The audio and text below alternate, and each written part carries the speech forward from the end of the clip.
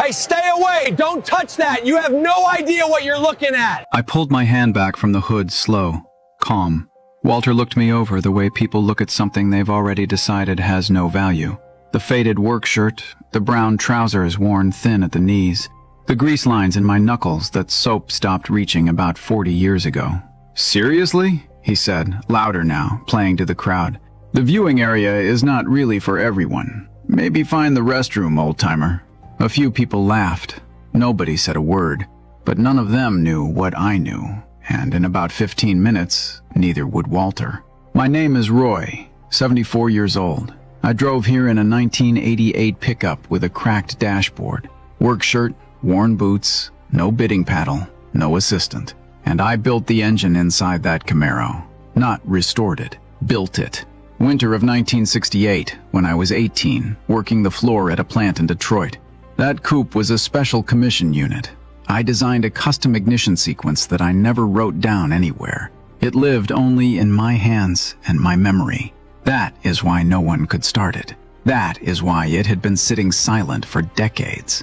I was not there to bid. I was there because a young man named Danny on the auction staff had traced the original build records back to my name and called me 3 weeks earlier. Polite, careful. He asked if I would come take a look. He did not have to do that. When Walter's assistant tried to push me away from the display, Danny stepped between us without a word. He handed me a cup of coffee and said, "Sir, take all the time you need." Walter told him he was making a mistake. Danny looked at him and said, "I don't think I am." When the bidding opened, the auctioneer tried the ignition twice. Silence both times. Walter raised his paddle anyway, already calling it a beautiful piece of junk. I walked to the front and asked for 1 minute. The crowd found that amusing. I sat down, ignored the key for the first few seconds. Then I worked through the sequence the way my hands remembered, the same way they had for 57 years.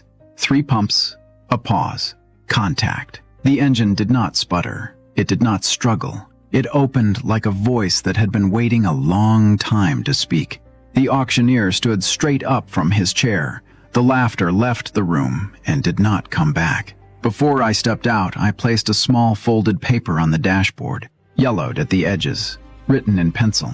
What do you think was written on it? Comment.